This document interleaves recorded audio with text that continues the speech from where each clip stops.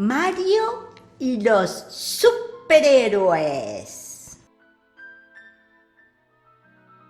Todo comenzó cuando Mario miraba la televisión. Le llamó la atención ver y escuchar que muchas personas se estaban enfermando, todas al mismo tiempo y en todas partes del mundo. En ese momento, en ese mismo mes de marzo de 2020. Viendo imágenes de médicos tratando de salvar a mucha gente, a tantos policías trasladando y llevándole comida a mucha gente, especialmente a abuelos, y también desinfectando por todos lados para que la gente no se siguiera contagiando.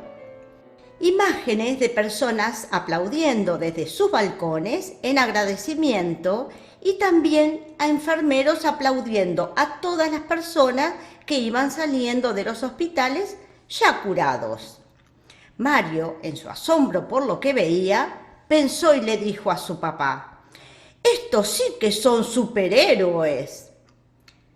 Para ese entonces, toda la gente, además, debía quedarse dentro de su casa para que ese virus que llegó un día y que es tan peligroso no siguiera expandiéndose y haciendo más daño. Se dio cuenta entonces que entre toda esa gente también estaba él. Él solo jugaba adentro de su casa e iba haciendo poco a poco un montón de deberes que la maestra le había preparado para que no dejara de estudiar y aprender mientras no podía concurrir a la escuela. Entonces su padre le dijo: «Tal vez todos somos un poco superhéroes». A Mario le emocionó saber que él también formaba parte de los superhéroes a pesar de la tragedia. Para ese entonces, los superhéroes ya no portaban capa ni espada. Entonces Mario, con ayuda de la familia, comenzó a hacer una lista de superhéroes con muchas personas que de alguna manera fueron transformando el mundo y quienes tienen una historia que a él le ha fascinado. Leonardo da Vinci nació en Italia en el año 1452 y como en esa época no existían los apellidos, se les daba como apellido el nombre del padre y el lugar donde habían nacido. Su verdadero nombre era Leonardo di Ser Piero da Vinci, o sea, su padre se llamaba Piero y nació en la ciudad de Vinci. Era Leonardo, hijo del maestro Piero de la ciudad Vinci. Dado que de pequeño era muy curioso, observador, tenía una gran imaginación, le gustaba aprender de todo y en todo lo que hacía ponía todo su empeño, llegó a ser un genio con una vida y una obra fascinantes y casi increíbles para un ser humano. Cuando de pequeño su padre vio lo bien que dibujaba, lo envió a aprender pintura con un destacado profesor. Y cuando el profesor constató que Leonardo pintaba mejor que él, se enfadó mucho con el joven. Pero Leonardo no solo era dibujante y pintor, también fue escultor, arquitecto, ingeniero, científico, filósofo, poeta, cocinero, entre otras muchas cosas más. Su increíble ingenio hizo que diseñara muchos inventos, como la bicicleta, el coche, el helicóptero, el submarino, el traje de buceo, máquinas voladoras, el paracaídas y muchos inventos más. Inclusive hasta escribía de derecha a izquierda. Miguel Ángel fue un arquitecto, pintor y escultor que nació en Italia en 1475. Su nombre completo era Michelangelo di Lodovico Buonarroti Simoni. Fue el segundo de 5 hijos, que cuando apenas tenía 3 semanas de nacido, y como su madre estaba muy enferma, lo dieron a una familia para que lo criaran. A los 23 años realizó una de sus famosas esculturas, La Piedad, la que se convirtió en una de las obras maestras de arte de la época. A los 26 años comenzó a esculpir la estatua El David, con una altura de casi 4 metros, y es su obra de arte más famosa en todo el mundo. Aunque le gustaba más esculpir que pintar, a pedido del Papa, pintó la bóveda de la Capilla Sixtina del Vaticano, la cual le llevó 4 años pintarla, porque mide 43 metros de largo por 13 metros de ancho. Y varios años después pintó el Juicio Final en la pared del altar de esa misma capilla. Este genio también fue un poeta que escribió más de 300 poemas. Galileo Galilei, astrónomo italiano, nació en el año 1564. Fue el primer hijo de un compositor italiano que tocaba el laúd y tuvo 5 hermanos más. A los 10 años, sus padres por trabajo tuvieron que mudarse y lo dejaron con un vecino que era muy religioso, tanto que lo convencieron para hacerse monje y entrar en un convento. Al enterarse su padre, lo sacó del convento y lo inscribió en la universidad para que estudiara medicina. Pero a los 21 años, Galileo abandonó la universidad y se dedicó a la física y a la investigación y comenzó a dar clases como profesor de matemáticas en la universidad. En la universidad, uno de sus alumnos le habló de un invento, los anteojos, el cual Galileo sintió curiosidad y esa idea lo fue llevando a construir su propio telescopio, el cual lo lanzó a la fama. Observando las estrellas y el universo, se dio cuenta de que la Tierra no era el centro del universo, sino que el Sol era el centro del sistema solar y que los planetas se movían a su alrededor. Cuando a este científico se le ocurrió explicar y publicar que es la Tierra la que gira alrededor del Sol y no a la inversa, todos lo trataron de loco. Lo obligaron a jurar que todo aquello era mentira y que es la Tierra el centro del universo, si no, moriría en la hoguera por rebelde. Terminó viviendo bajo arresto domiciliario hasta su muerte y la mayoría de sus libros fueron quemados y otros nunca fueron publicados. Isaac Newton, inventor, matemático, físico, científico y filósofo inglés, nacido en el año 1642. Entre sus increíbles aportes a la humanidad, inventó la ley de la gravedad, la velocidad del sonido y muchos cálculos matemáticos. Newton no fue un alumno prodigio, pero sí estaba muy interesado por la ciencia y le gustaba superarse. Así fue que comenzó leyendo sobre ciencia y le hacía feliz inventar cosas y crear artefactos, como una linterna de papel para llegar a clase en días oscuros, o un carrito de 4 ruedas movido con una manivela interna y algunos relojes solares. Entre sus hallazgos, en su estudio del universo, se encuentran varias leyes de física y de astronomía, incluyendo el descubrimiento del espectro del color y el origen de las estrellas. En la actualidad, se le rinde honor dándole su mismo nombre a un cráter de la Luna, a un cráter en Marte y a un asteroide, como muestra de la importancia de su figura y de sus aportes a la humanidad. Mozart. Su nombre completo era Johannes Chrysostomos Wolfgangus Theophilus Mozart, pero le conocemos como Wolfgang Amadeus Mozart. Nació en Austria en 1756 y murió con solo 35 años de edad. Como su padre era músico y compositor, él y su hermana mayor siempre escucharon música y crecieron con ella, y fueron niños prodigios para la música. A sus apenas 3 años de edad, Mozart comenzó a tocar el clavecín, un instrumento de tecla, y a los 4 años ya tocaba el violín sin siquiera haberlo aprendido nunca. Desde pequeño quiso componer sus propias piezas. Entonces, mientras tocaba el clavecín, su padre iba apuntando las notas en un cuaderno.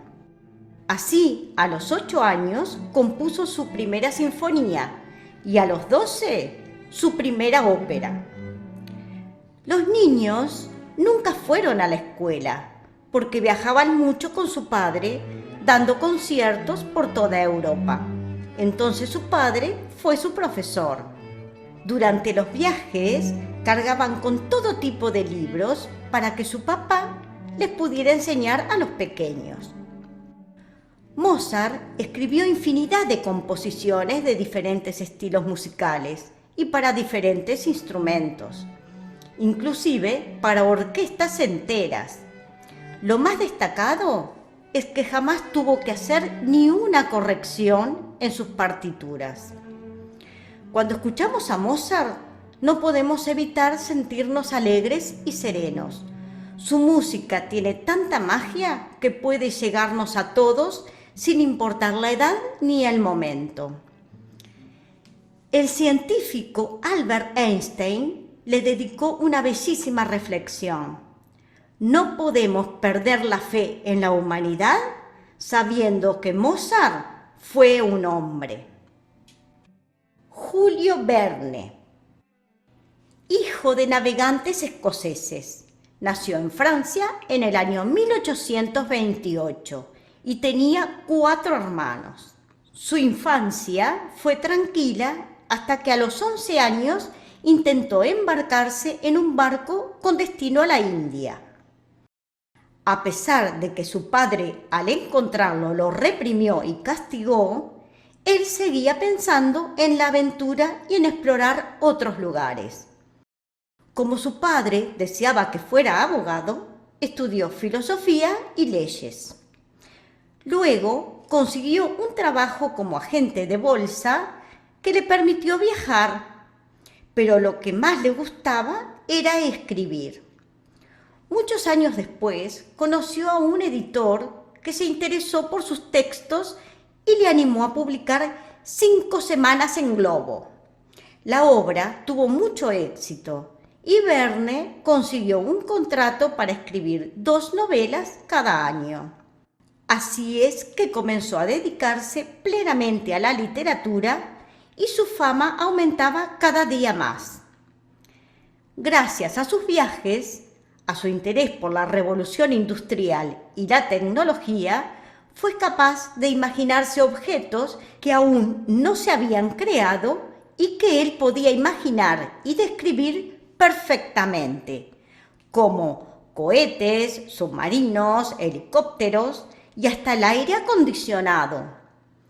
Creó el género de ciencia ficción y desde entonces sus obras más famosas son Viaje al centro de la Tierra, 20.000 leguas de viaje submarino, Vuelta al mundo en 80 días, De la Tierra a la Luna y La isla misteriosa.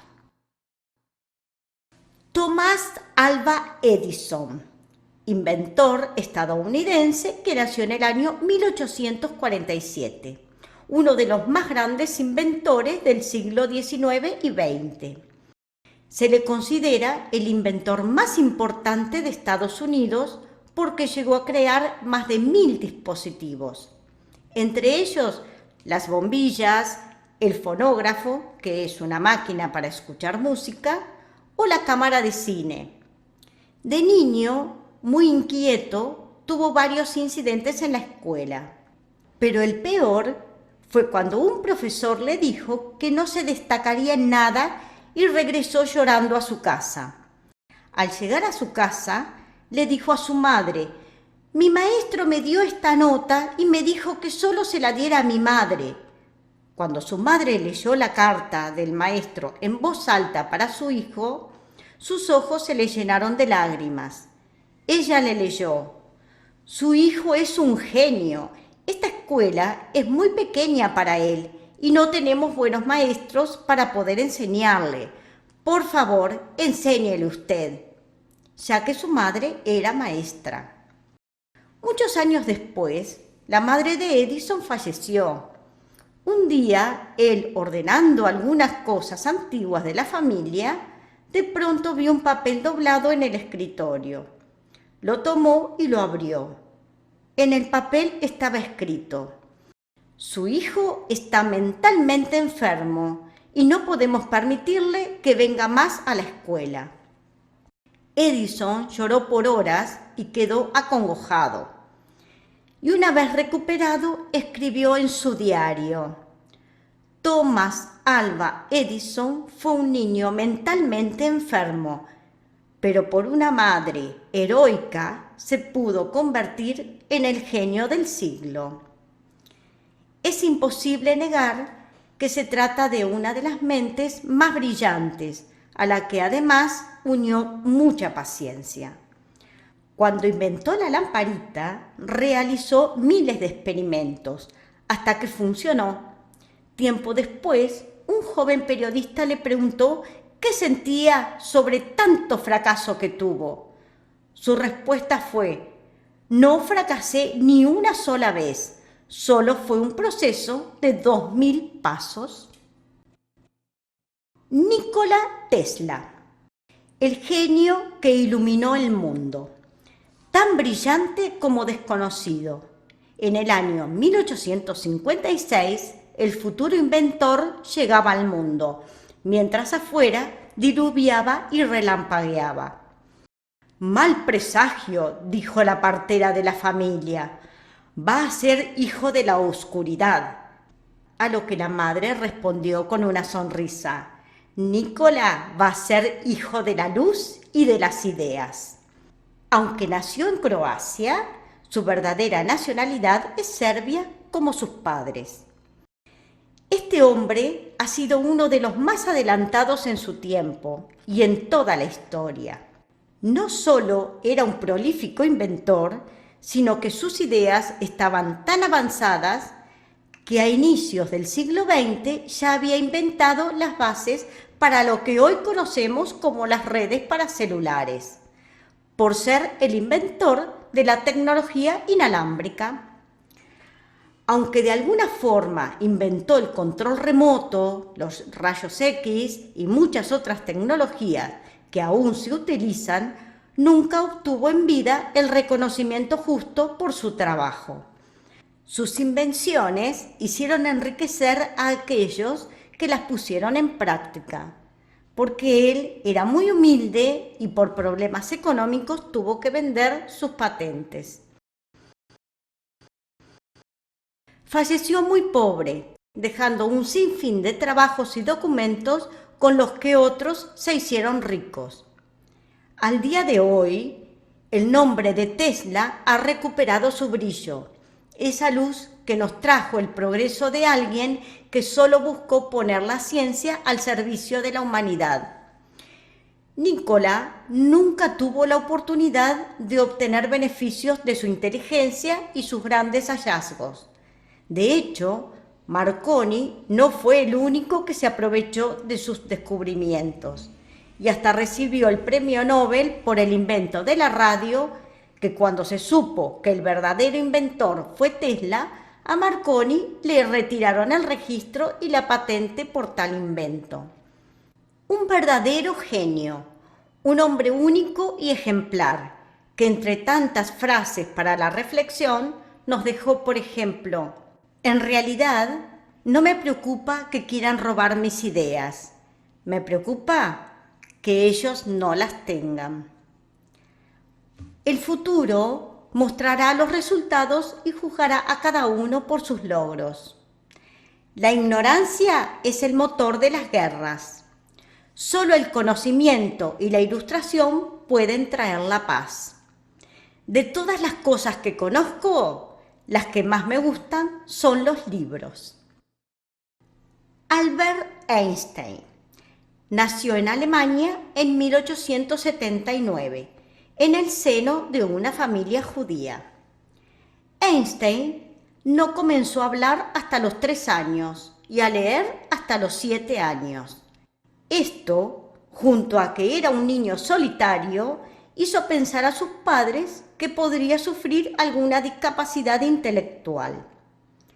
A los 4 años, en el transcurso de una enfermedad que tuvo que hacer reposo en cama, su padre le regaló una brújula de bolsillo.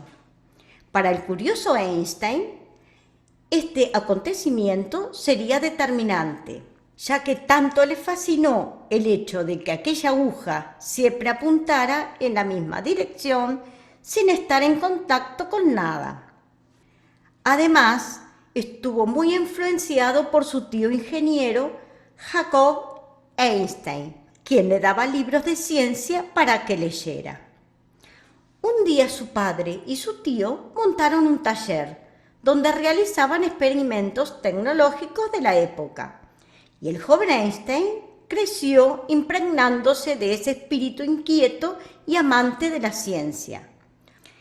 Él fue capaz de crear la teoría de la relatividad debido a su desarrollo intelectual tardío, ya que una persona adulta no se pregunta sobre el tiempo y el espacio. Esas preguntas se las hace uno cuando es niño. Obtuvo el Premio Nobel de Física y se convirtió en el científico más conocido en el mundo. Einstein, una de las mentes más prodigiosas del siglo XX, vivió 2 guerras mundiales, siendo durante la segunda cuando emigró a Estados Unidos para siempre, huyendo de la persecución que sufrían los judíos en su país. En el año 1925 visitó Uruguay y de Uruguay se refirió: es un feliz pequeño país con instituciones sociales modelo, especialmente aquellas que protegen a las mujeres, ancianos y niños. Cantinflas. ¿Cómo imaginar que ese niño, de una familia numerosa, nacido en un hogar humilde de barrio, un día se convertiría en el hombre más célebre del país? Mario Fortino Alfonso Moreno Reyes nació en México en el año 1911. Fue mimo, actor, productor, guionista y comediante del cine mexicano. Un genio cómico que se hizo célebre por llegar al corazón de todo el mundo con humor y gracia, sobre todo con sus juegos de palabras. Su personaje de comicidad se basó en reacciones ingenuas, en su asombrosa naturalidad, en sus desvariados monólogos, continuos, embarullados, inagotables, que muchas veces terminaba en balbuceos casi ininteligibles. Las situaciones más disparatadas y extraordinarias brotaban con maravillosa sencillez. Su personaje, su figura, su personal estilo interpretativo y su singular sentido del humor ocupan un lugar relevante en el firmamento del cine. A pesar de que ese personaje era tan pobre como un pordiosero o un vagabundo, no vivía obsesionado por su pobreza y se permitía el lujo de compadecerse de los ricachones. Fue un hombre muy generoso. Donó gran cantidad de dinero a hospitales y organizaciones de beneficencia. Llegó a ser un hombre muy rico, pero había sido muy pobre y nunca olvidó su origen. Nos dejó de regalo esta reflexión: la primera obligación de todo ser humano es ser feliz. La segunda es hacer feliz a los demás. Nelson Mandela nació en el año 1918 en una aldea de Sudáfrica y tuvo 14 hermanos. Fue el primero de su familia en ir al colegio. Su padre murió cuando él tenía apenas 9 años. Al terminar sus estudios de secundaria, continuó estudiando en la universidad para conseguir un título de bachiller de artes. Pero entonces conoce a Oliver Tambo y empieza a interesarse por la política. Él y su amigo Oliver deciden participar en una huelga de estudiantes y por eso fue expulsado del colegio. 3 años más tarde se mudó a Johannesburgo, donde empezó a estudiar política en la universidad. Al año siguiente fundó el Congreso Nacional Africano junto a sus amigos para luchar contra la discriminación que el gobierno hacía entre gente de raza blanca y gente de raza negra. Por este motivo, tuvo que enfrentarse a muchas denuncias y fue juzgado por traición. Más tarde y en secreto, viajó a Argelia para prepararse para luchar contra el racismo y la violencia de su país. Pero al regresar a Sudáfrica, fue detenido y acusado por rebelión y tuvo que padecer durante 27 años preso en la cárcel. En el año 1990, el gobierno de Sudáfrica lo dejó en libertad y se unió a la política. 3 años después, recibió el Premio Nobel de la Paz y al año siguiente consigue que se celebren elecciones y fue elegido presidente, siendo así el primer presidente negro de Sudáfrica. Renunció a parte de su sueldo para crear el Fondo Nelson Mandela y ese dinero iba destinado a los niños. Después de su mandato, se retiró de la política y murió a los 95 años de edad. La modestia y la humildad fueron 2 valores de este héroe sudafricano. De sus frases más bonitas son: el alma de una sociedad es la forma en que ésta trata a sus niños. Y un ganador es un soñador que nunca se da por vencido. Dionisio Díaz nació en Uruguay en 1920, conocido por protagonizar uno de los hechos heroicos más desgarrantes de la historia del país, y falleciendo un día antes de cumplir sus apenas 9 años. Aquel angelito rubiecito de ojos claros vivía en una casa de barro y paja en el campo, con su madre, su media hermana de 14 meses, su abuelo y su tío. Una noche, el abuelo discutió con su madre y la apuñaló con su facón hasta matarla. El tío, intentando interceder, solo consiguió resultar gravemente herido, y hasta el propio Dionisio recibió una herida de facón. El niño se cubrió su herida con una sábana y se escondió con su hermana para protegerla de su abuelo, que había enloquecido. Esperó al amanecer para caminar unos 9 kilómetros hasta el pueblo. Llegó a la comisaría y allí entregó a su hermana y lo atendió un médico. Pero pasaron 2 días para trasladarlo a un hospital y lamentablemente Dionisio falleció antes de llegar al hospital.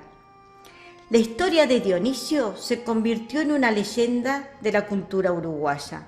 El gran escultor José Belloni, con la financiación de las donaciones de todos los niños de las escuelas del país, le hizo el monumento al niño cargando a su hermanita, y que en cuyo pie luce la inscripción: Dionisio Díaz, el héroe de Arroyo del Oro, ejemplo infantil de sacrificio, de amor y de heroísmo. China Zorrilla. «Hacé algo con esta chica», le rogaban a la madre de una niña de 8 años que no paraba de recitar interminables poemas, día y noche, que retumbaban por todos los pasillos de su casa en Montevideo. Todos la querían callar. Por suerte, no lo lograron. Se trataba de China Zorrilla. Su nombre, Concepción Zorrilla de San Martín Muñoz. Esta gran artista uruguaya, que encontró en Argentina su lugar en el mundo, nació en el año 1922 y era hija de un gran escultor y nieta de un destacado poeta. El único que la incentivaba era su abuelo, el poeta, quien le dijo un día: «Me vas a dar el gusto que no me dieron ninguno de mis hijos, vas a ser actriz». Sus tíos, escandalizados, le recriminaban: «No le metas esas ideas en la cabeza». Su primer contacto con el arte fue el taller de su papá, donde le encantaba caminar entre enormes estatuas desnudas. Fue testigo de los importantes monumentos que hizo su padre, incluso del monumento que le hizo a su propio padre, o sea, al abuelo de ella. Formándose de la mano de la intérprete española Margarita Xirgu, participó en más de 80 obras de teatro como primera actriz de la Comedia Nacional en el Teatro Solís de Montevideo. Más allá de su éxito, su máximo placer lo encontró en relatar anécdotas y fábulas, suyas o ajenas, como lo hizo desde chica y como le enseñó su abuelo. Se autodefinió como una contadora de historias. Ella decía: «Uno no se da cuenta de que va aprendiendo, pero va aprendiendo». Y pensaba: «Creo que la mujer que se queda en su casa haciendo las tareas del hogar tranquila, ya gobierna el país». Ana Frank. Aunque es más conocida como Ana, su nombre real era Annelies Marie Frank. Nació en 1929 en Alemania y era la segunda hija de una familia judía, condición que les trajo problemas cuando el régimen nazi consiguió el poder en Alemania. Cuando tenía 10 años, su padre encontró un escondite para él y su familia para ocultarse de esos nazis, los que perseguían a los judíos para aislarlos de la sociedad y luego matarlos. Con el tiempo, otras personas se trasladaron al mismo escondite. Todos convivieron allí durante 2 años. Cuando cumplió 13 años, sus padres le regalaron un diario. Allí fue escribiendo todo lo que vivía, lo que pensaba, lo que sentía y sus sueños. Hablaba sobre sus amigos y decía que quería ser escritora o periodista. También fue explicando cómo ella, su familia y sus compañeros del refugio se ocultaban para no ser llevados a campos de concentración. Lo fue escribiendo con la intención de un día editarlo, para un día convertirlo en libro y publicarlo cuando la guerra terminase. Pero un día fueron descubiertos y llevados a un campo de concentración. El padre a un campamento de hombres y a Ana, su hermana y su madre, a la parte de mujeres. Después, a Ana y su hermana las trasladaron a otro campo, donde las enfermedades se propagaban tan rápido que ambas hermanas se contagiaron de fiebre tifoidea y murieron ese mismo año de 1945. Al finalizar la guerra, de todos los refugiados de aquella casa, solo el papá de Ana sobrevivió. Su padre, al leer el diario y ver las intenciones de Ana, decidió publicarlo. El diario de Ana Frank fue muy conocido mundialmente. Se tradujo a 70 idiomas, se escribió una obra de teatro y se hizo una película. Neil Armstrong, el primer hombre que pisó la luna, nació en Estados Unidos en 1930. Desde muy pequeño tenía un gran interés por volar. el que se reforzó cuando a los 6 años voló en avión por primera vez. En su adolescencia recibió clases de vuelo, que luego aprovechó para estudiar ingeniería aeronáutica. Como aviador, se unió como ingeniero, piloto de pruebas y astronauta en la Agencia Espacial de la NASA.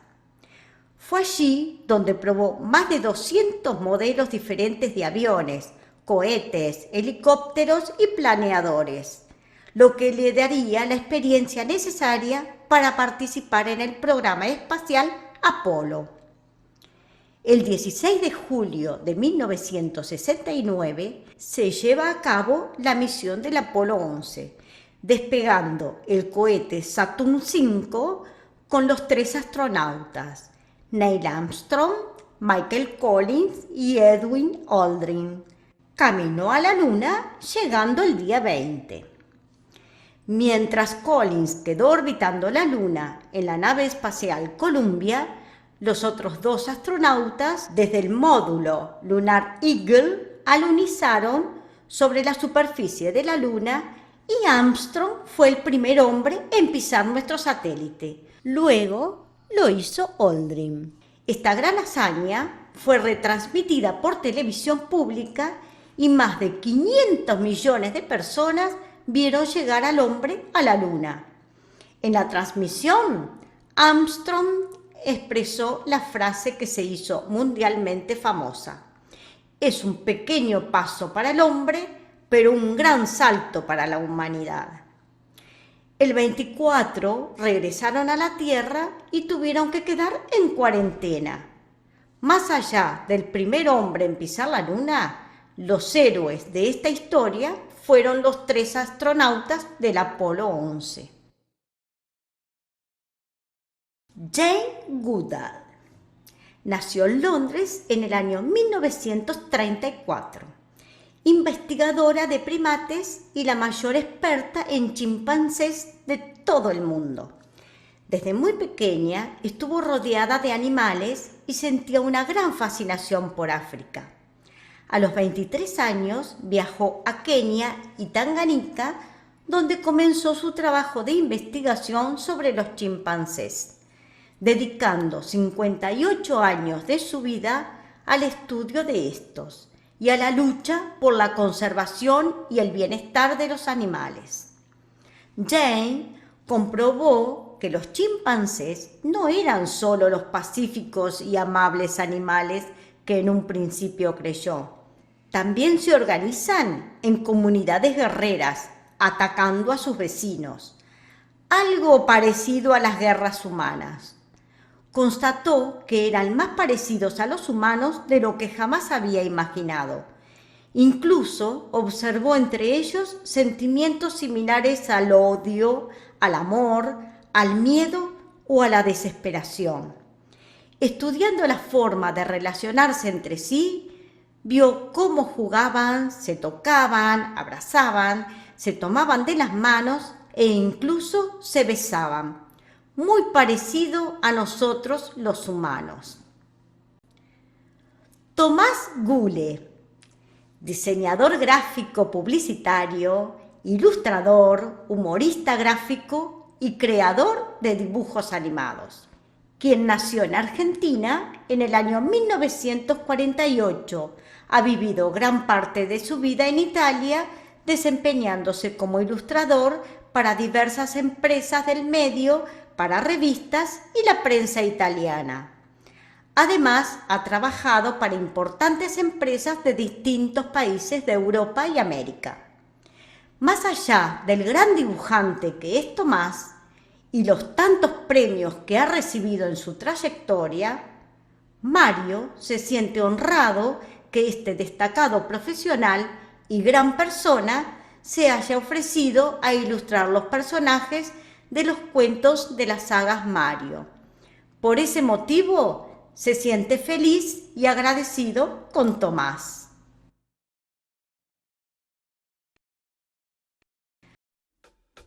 Roberto Giordano, músico, guitarrista, arreglador, director y docente uruguayo, nacido en el año 1950. Se formó musicalmente con importantes profesores y creó un sistema para la enseñanza de armonía aplicada en la guitarra. Ha participado en diversos proyectos de producción discográficas, documentales y comerciales para radio y televisión.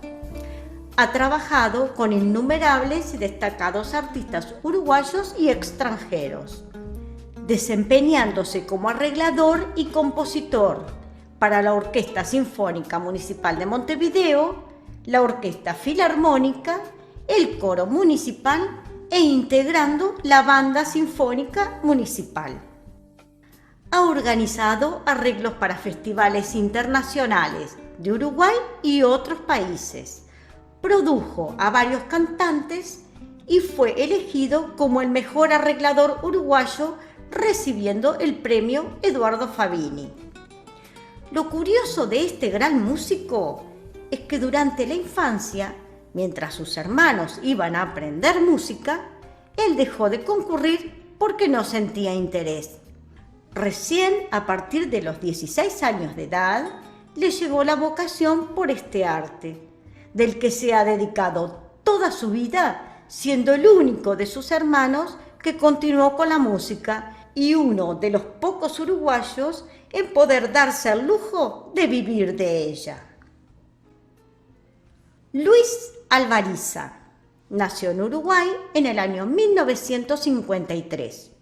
Su nombre completo, Luis Blengio Alvariza y Garzábal, el tercero de 7 hijos.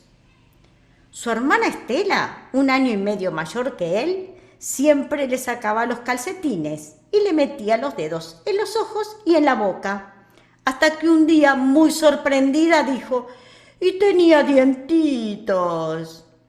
Desde pequeño mostró grandes dotes para el dibujo, y cuando lo alababan, él respondía: «Soy un dibujón». De gran corazón y generosidad, a muy temprana edad, juntaba envases vacíos en colaboración con su hermano menor Juan para venderlos y darles el dinero a gente pobre.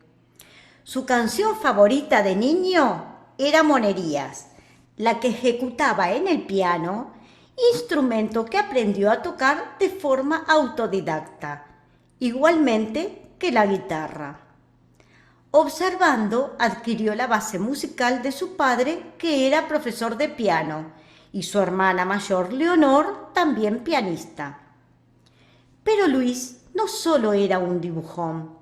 Hizo la carrera de piloto aviador militar en la Fuerza Aérea del Uruguay. También la carrera de aviación civil, paracaidismo y estudió leyes en la universidad y ha dictado cátedras.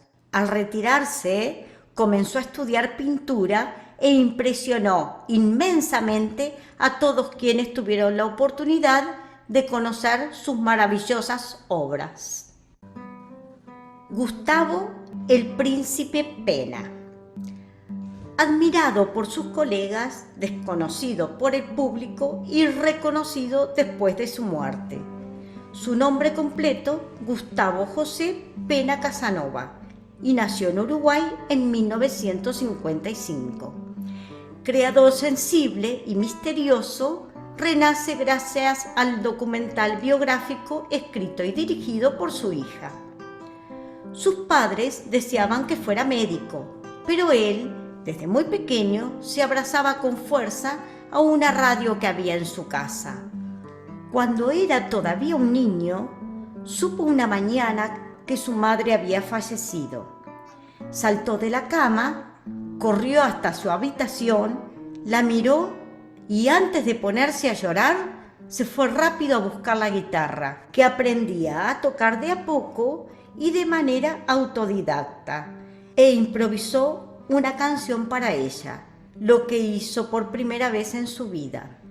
El tema que le compuso y dedicó a su madre en el lecho de muerte sería el puntapié inicial de una carrera musical prolífica e inagotable. La música se manifestaba en él desde la infancia como una misión ineludible. Sus canciones hablan del amor, de la naturaleza, de los pibes del barrio, de los amigos, de lo fundamental que puede ser una buena compañía para ver las estrellas y de la belleza que habita en todo lo que nos parece simple. Joanne Rowling nació en Inglaterra en 1965, novelista, guionista y productora de cine, conocida en todo el mundo por ser la autora de Harry Potter. Cuando era niña, disfrutaba escribiendo historias fantásticas, la que le relataba a su hermana menor. Rowling posteriormente se mudó a Oporto, Portugal, para trabajar como maestra de inglés y en un café continuó escribiendo su primera novela. Finalizó su manuscrito en una vieja máquina de escribir para Harry Potter y la Piedra Filosofal, libro que envió a 12 editoriales, las que se lo rechazaron. Un año más tarde recibió por fin la aprobación de una pequeña editorial de Londres. Esta decisión se debió a Alice Newton, la hija de 8 años de edad del presidente de la editorial, quien leyó el primer capítulo para su revisión e inmediatamente pidió el segundo.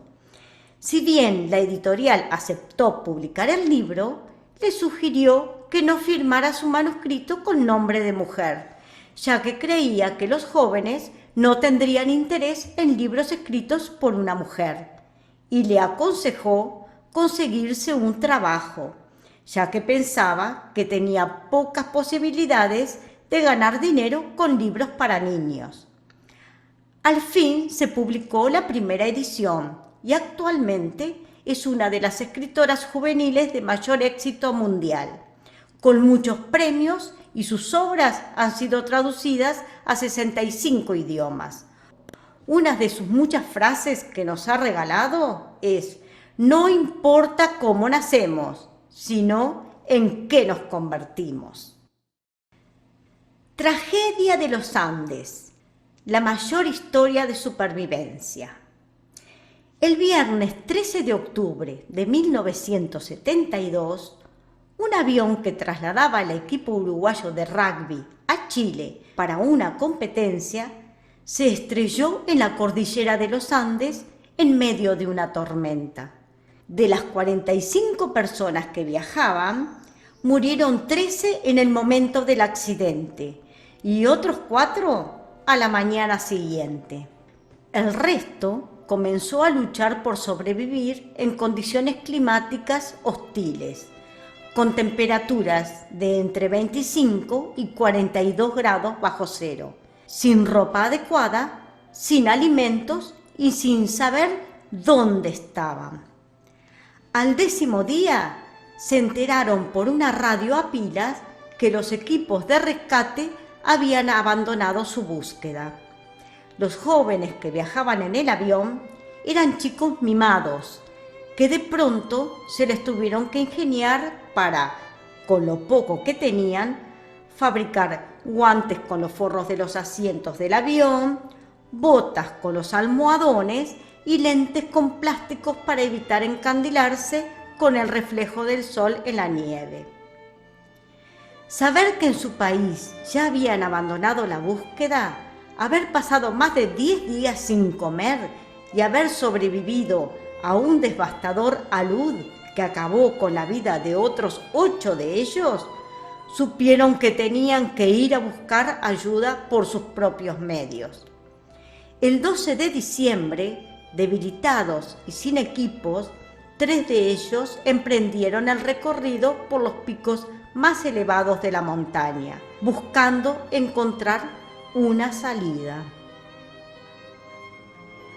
Al fin encontraron a un arriero chileno, que al reconocerlos recorrió 120 kilómetros a caballo para dar aviso al mundo que los uruguayos de aquel accidente aéreo estaban vivos, y ese mismo día fueron rescatados.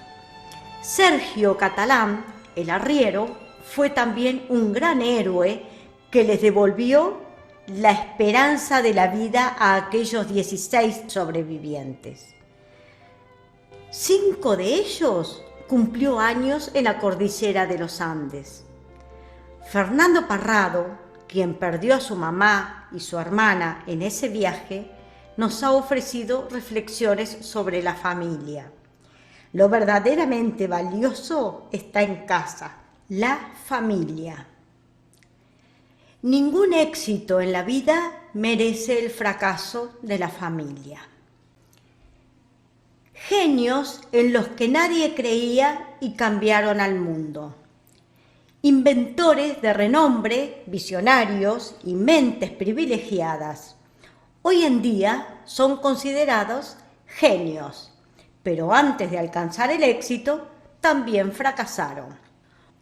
Walt Disney decía: piensa, cree, sueña y atrévete.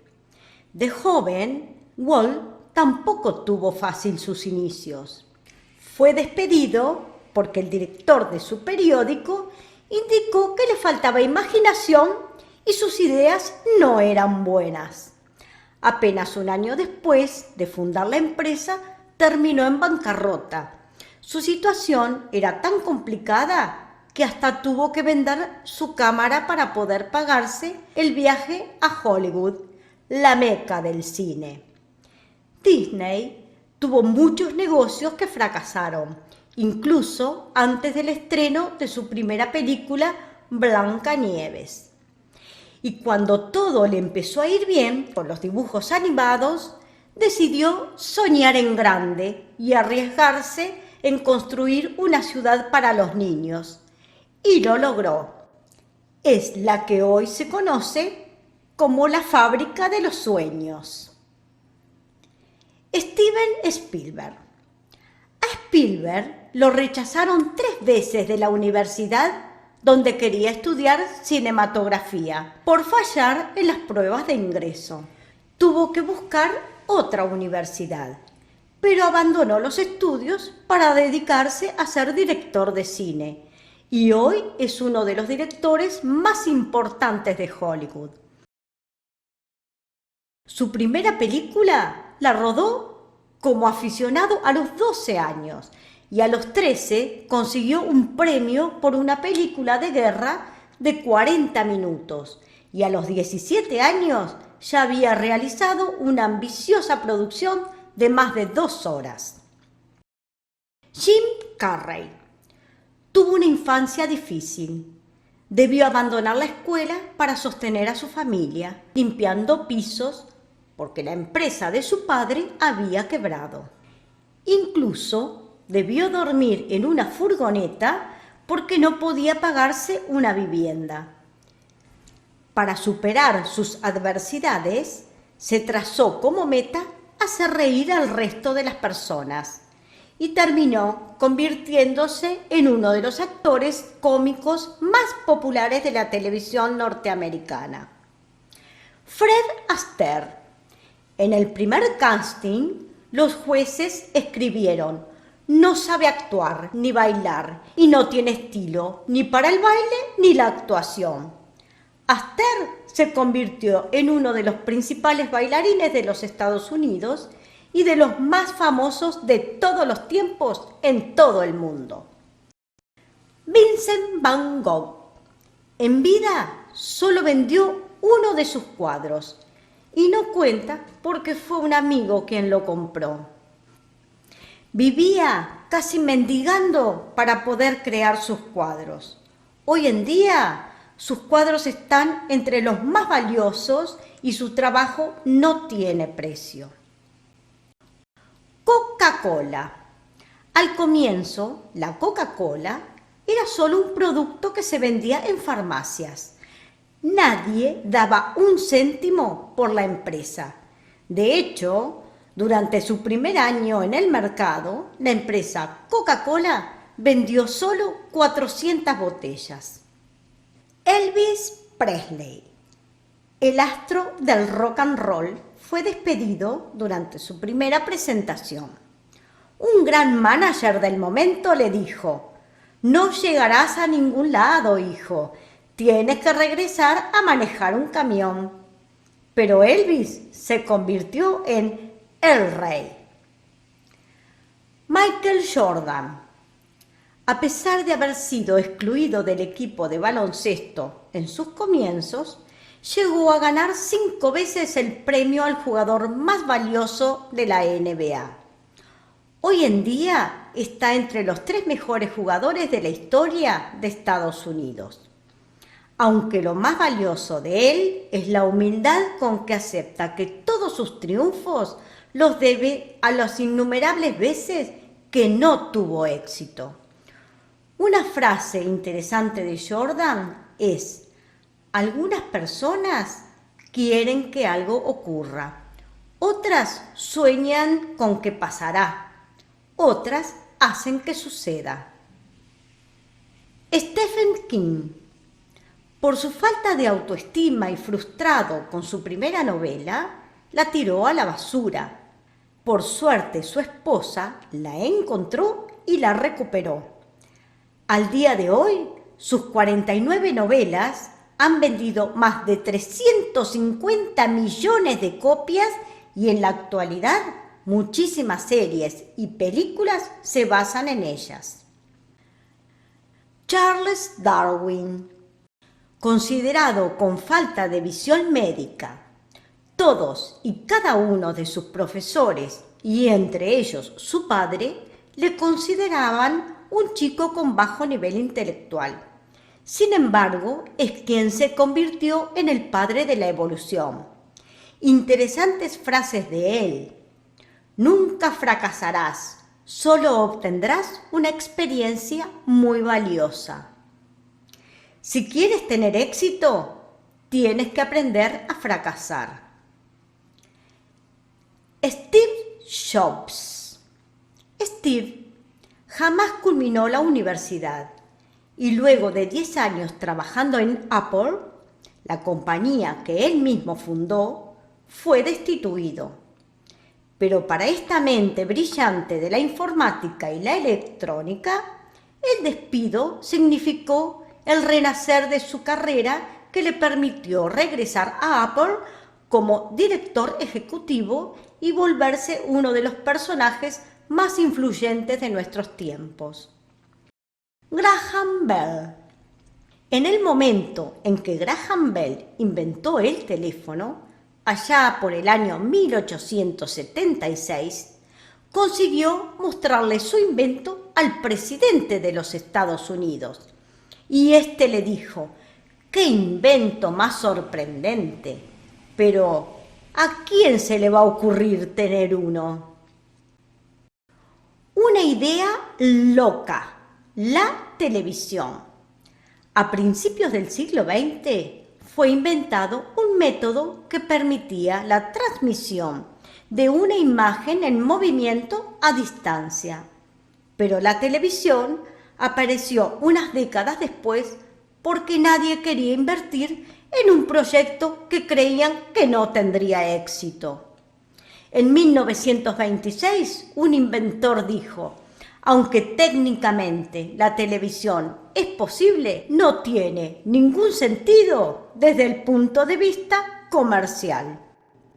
Una frase de Henry Ford, pionero y uno de los más famosos de la industria del automovilismo: el fracaso es una gran oportunidad para empezar otra vez con más inteligencia.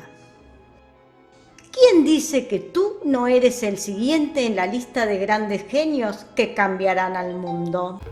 Y cataplín, cataplín, este cuento llegó a su fin.